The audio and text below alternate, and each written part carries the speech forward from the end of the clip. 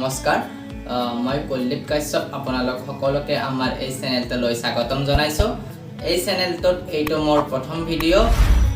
গান আমাৰ সকলোৰে প্ৰিয়, গান আমি সকলোৱে শুনি ভাল পাওঁ আৰু গান গায়ো ভাল পাওঁ, আৰু লগতে মই নিজেও গান গাই ভাল পাওঁ আৰু আনক শুনায়ো ভাল পাওঁ।